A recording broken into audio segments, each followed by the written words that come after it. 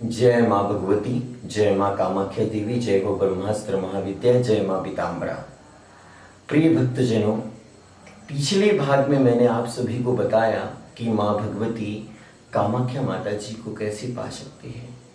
और माँ कामाख्या माता जी के दर्शन के लिए, माँ कामाख्या माता जी को साधने के लिए आपको लंबी तपस्या करने की आवश्यकता है, लंबे समय तक सत्संग सुनने की आवश्यकता है, लंबे समय तक गुरु कृपा और गुरु आशीर्वाद की आपको आवश्यकता है।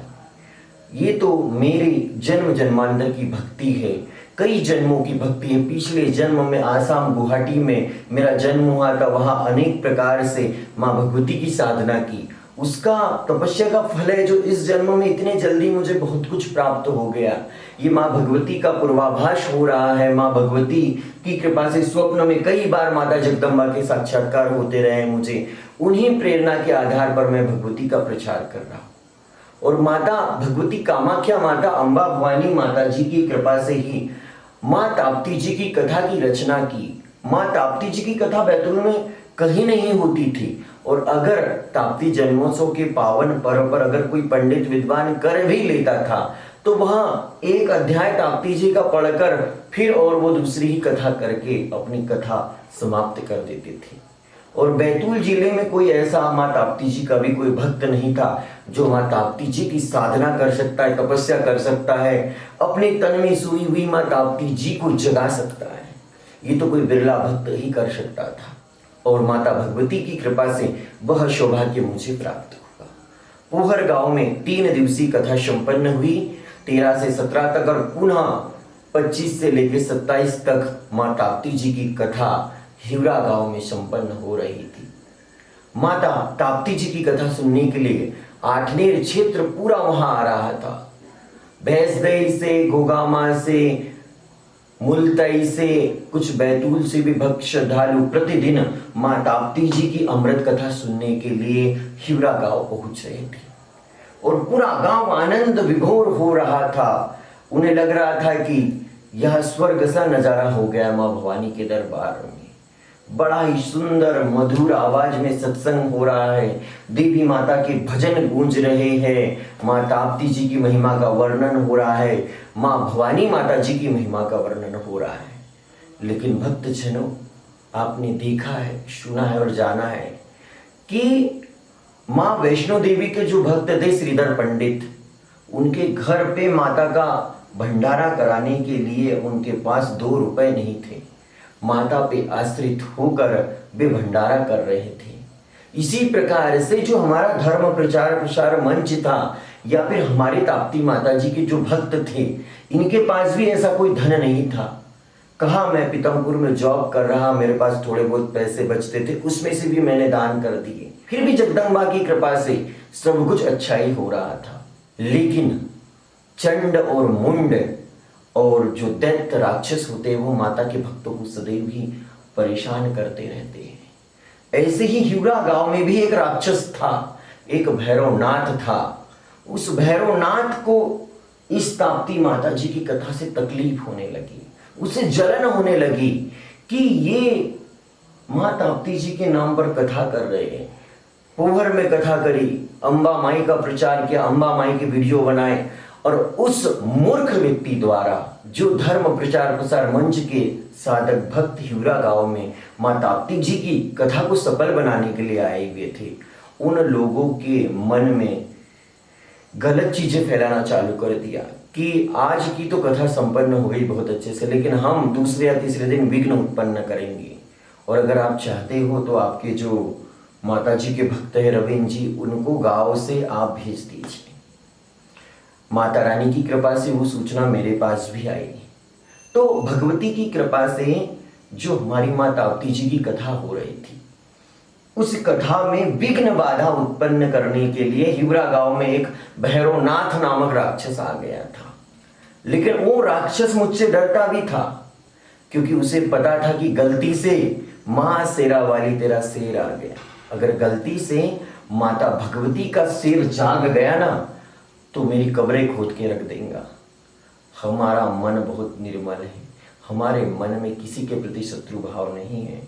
लेकिन जो मनुष्य हमारे माँ भगवती के दरबार में उत्पात मचाएगा, जो अधर्मी माता के जागरण कर रहे लोगों को परेशान करने की कोशिश करेगा, उसे हम नहीं छोड़ेंगे। और दूसरे दिन की कथा संपन्न हुई। दूसरे दिन का ताप्ती महात्म्य संपन्न होने के बाद गांव में कुछ लोगों के यहाँ बैठने के लिए बुलाया गया था। हम वहाँ पहुँचे। फिर हमारे पास सूचनाएं आई कि आप से तो हमें कोई दिक्कत नहीं है, लेकिन जो माता जी का भक्त रविंद है, उस रविंद को बोलो कि कल वो 2 घंटे के लिए हिवरा गांव के मंदिर से 2 घंटे के लिए चला जाए, ताकि 2 घंटे के बीच हमारे वाले कुछ ऐसे नेता लोग हैं वो प्रसादी के लिए आ सके। क्योंकि रविंद अगर जब तक रहेगा वहाँ पे, तब तक वे लोग प्रसादी के लिए नहीं आ पाएंगे। क्योंकि ये जो ताप्ती माता की जो कथा है, ये कथा रविंद के द्वारा ही आयोजित की गई। रविंद के ही धर्म और प्रचार प्रसार मंच के द्वारा इस कथा को संपन्न किया गया। और इस कथा का जो भंडारा भी होने वाला था, वो भी रविंद और उसके दोस्तों के द्वारा ही किया जाने वाला था। लेकिन राजनेता, कूटनीति और ये जो अधर्मी लोग होते हैं, किसी के द्वारा जो मेहनत की गई होती उसमें विघ्न डालने की कोशिश करेंगे। जिस प्रकार भैरवनाथ को भी भंडारा मिला श्रीधर पंडित जी के यहाँ, लेकिन उसने बात करी मांस की, मदिरा की बात की कि मुझे ये चाहिए और माता रानी का पीछा करने लगा वो। वैसे ही एक भैरवनाथ इस हिवरा गांव में भी बार बार आते रहता है। यहाँ के जो अच्छे लोग हैं, जो धर्म का प्रचार करते रहते हैं, जो धर्म के मार्ग पे चलते हैं, उन लोगों को गुमराह करने की कोशिश करता है। और कसम माँ भगवती की थी कि बेटा, जिस दिन माता भगवती का आदेश आ गया ना, तुझे हिवरा मंदिर में कई कई दिनों तक कदम रखने के लिए नहीं दूंगा मैं।